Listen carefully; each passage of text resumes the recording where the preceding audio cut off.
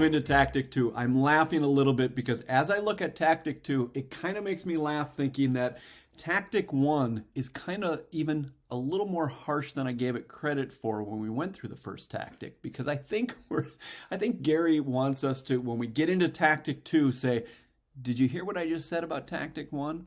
Tactic 2 is remargin your business, expense management. Let's go back to what tactic 1 says. Get real, get right. Okay, how many of us need to get a little more real and get right with our finances and our budgets and our margins and our P&L? Okay, we're out there lead generating. We're out there trying to set appointments. Now, this was me at a younger age. Now, I'm 50 this year. Okay, it's 2021, I think is what it is right now, and I'm 50 years old. When I was in my mid-20s and in real estate and I was doing very well, relatively speaking, I had never made that much money. Give me a break. I didn't think twice about my P&L. I didn't even know what a P&L was. I couldn't put a P&L together if your life depended on it, okay? I didn't know what my margins were. So it wasn't even just about improving my margins. Some of us in the real estate business don't even know what our margins are, okay? Some of us in real estate, we know just enough to get our taxes done after the year end. We don't know what our P&L is. We don't have a P&L that we can look at every month, every quarter, and year to date, okay? So when he talks about remargin your business, expense management, I am going to lean back on get real and get right.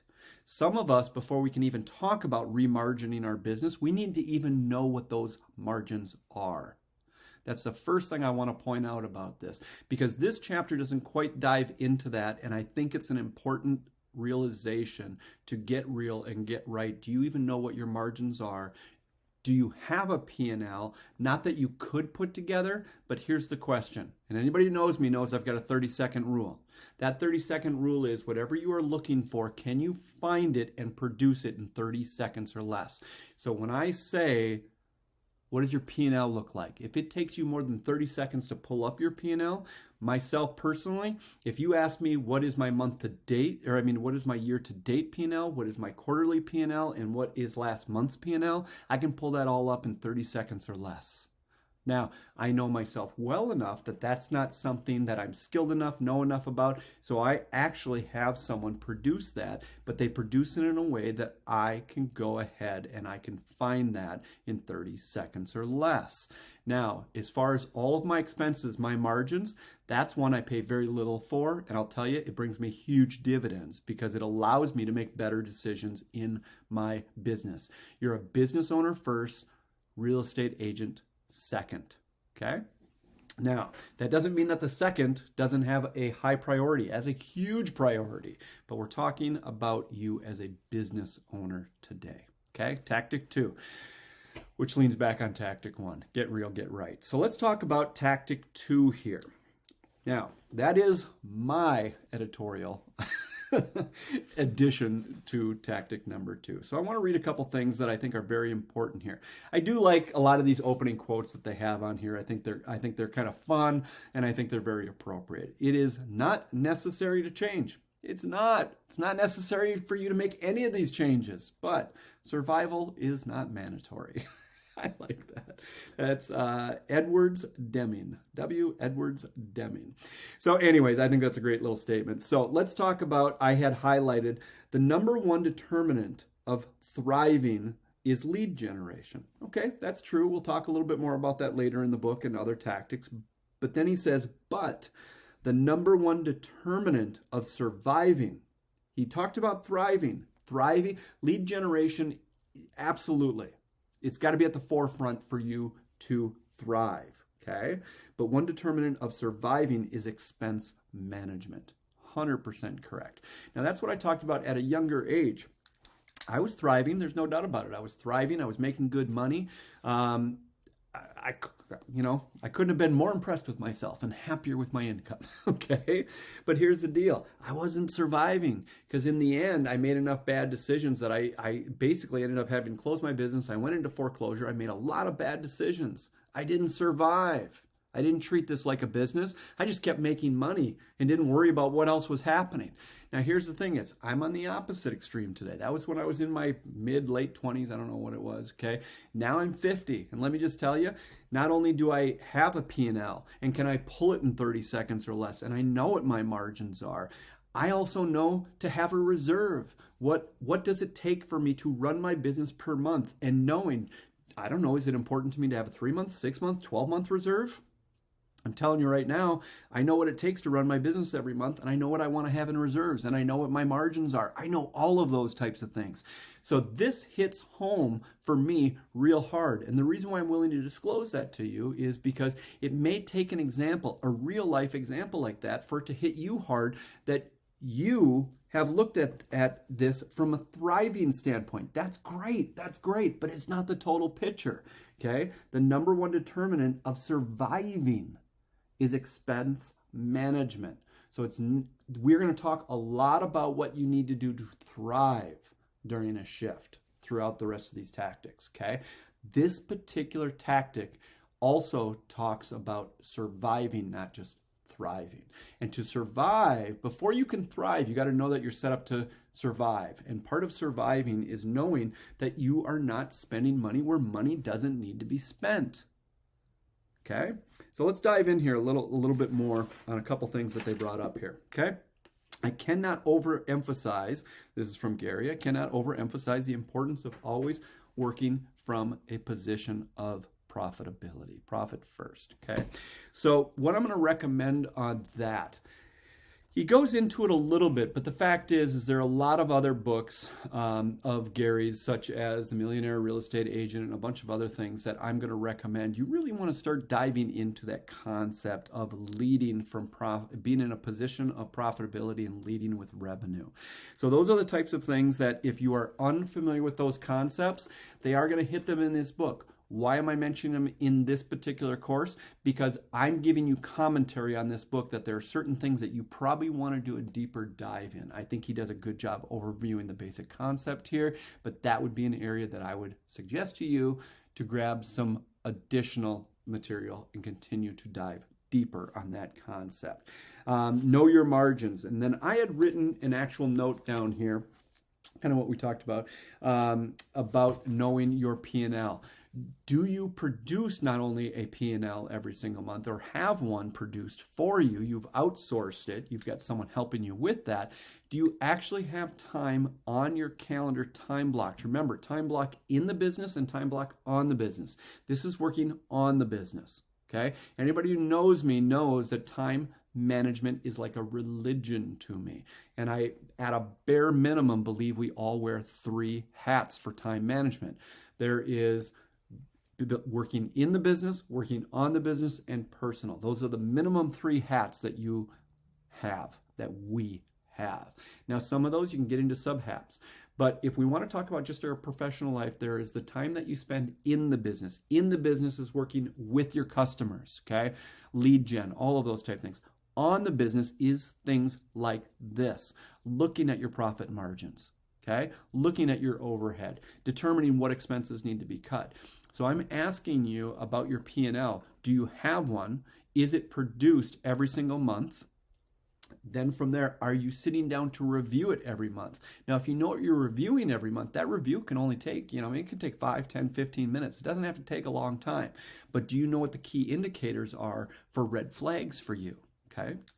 So that's one thing. The next thing that he's talking about is your margins here, and I want to point out one other thing here is we talk about, and I wrote here, we're talking about our professional lives here, but don't underestimate the importance of taking this into your personal lives as well. What's this? Taking these concepts into your personal life. The fact is sometimes we make poor business decisions not because we're making poor business decisions or want to make poor business decisions in our business. We're making poor business decisions because we're not taking these financial concepts into our personal lives. So we are strapped in our personal lives. We're not looking at our expenses and we're not cutting where we need to cut. And because of that, we're living a lifestyle that's bigger than what we can handle during a shift. that creates its own stress, and we make poor decisions in our business. So the one part that's really not discussed, notice I'm discussing what's in these chapters, but I'm also giving you my commentary on a couple other things I want you to think about that may not be discussed in here. Think about these concepts and bring them into your personal life. Live within the right margins in your personal life to not account for how the market is today, but to account for what the market will be when times are tough. Now, if you live that way, even when times are good, that's not a bad thing either. Okay? So just a thought on that. Now, I want to point out something in this chapter that as you read this chapter, I want you to think about a major quote from previous chapters in tactics, and that is, from your financial standpoint, now think of the statement that was mentioned previous, which is, the seeds of failure are usually sown during times of success. Yes, yes, and yes. Okay. Now, the next concept, and this was actually brought up to me, oh gosh, I don't know, maybe 10 years ago. And someone had brought up to me, and I know a couple other people that I respect a lot. Chrissy Bell Grossman is one that kind of mentions something similar to this on a regular basis, and I have a ton of love and respect for her. She owns Ops Bosses, and they are fantastic with what they do. But what she mentions, and I talk about a lot, is everything should whatever its cost is, whatever your employee's cost is, can they 3x themselves? So I think about that with myself, is I want to 3x myself. So when I was working for another organization, I want to look at, okay, how much does it cost them to have, and when I say cost, I'm not just talking about my salary. I'm talking about my expenses that I had. I'm talking about the financial the health benefits I had and everything. And I wanted to 3x my value on the team, so they could never feel that they weren't getting their value out of me. So that similar type of concept is this, when he talks about, therefore, sound business implores you to follow the basic philosophy that every dollar spent should return its original amount plus a reasonable profit. Think of this as the cost plus principle of converting your expenses into business investments. Okay? So I would say that the concept that I had used personally, because I want to know coming into work every day that I'm bringing real value, not perceived. I'm bringing real value to the organizations that I help. Okay, I want to know that I can 3x what they are paying for me. And so from there, they're paying for me, but they're getting at least that back twice. Okay, once to pay for me and 2 other times. Okay, same thing here is look at every dime that you spend. So how do you look at every dime that you spend? Okay, do you have a P&L? Okay, that's one thing. Okay, how do you put the P&L together? It's broken down into every expense that you've got going out. Okay, look at every expense. Does that expense, and I'll just read it right out of here again, every dollar spent, gosh, that's really hard to read without those glasses. Every dollar spent should return its original amount plus a reasonable profit. Okay, so ask yourself about each and every one of those expenses. And then he goes in and he gets quite harsh and he says, be brutal, cut, cut, cut, cut, cut. And I'm not just saying that over and over again. That's what he actually says in there. Be brutal, cut, cut, cut, cut, cut. Okay? So there's a lot of other things that I can go into here, but I think you get the point on this, is that I think there's great things in here, but I think that this is very much in line with Tactic 1. Get real, get right. And there's a couple other points that I made that I think you want to think of in addition to what he covers in here. Think about your personal side of your finances. I really hope you enjoy this chapter. I'm just going to tell you this, and this is going to be my last suggestion in this chapter. So I do fairly well in regards to the financial sides of my business at this point. I know that I've got margins. I know that I've got reserves, all that kind of stuff. But I'm going to be honest. It's probably the one that I carry the most fear around. Okay? So why do I say that and why do I share that? Because of this is It's an area that I know I screwed up in the past, and it's an area I don't want to ever go back to where I was.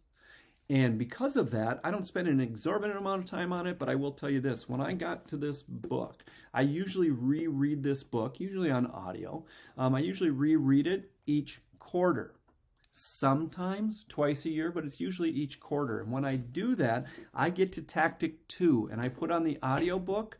And the last time I did this reread, which was last month, I actually re-listened to this single chapter to keep top of mind that I want to keep moving in the right direction.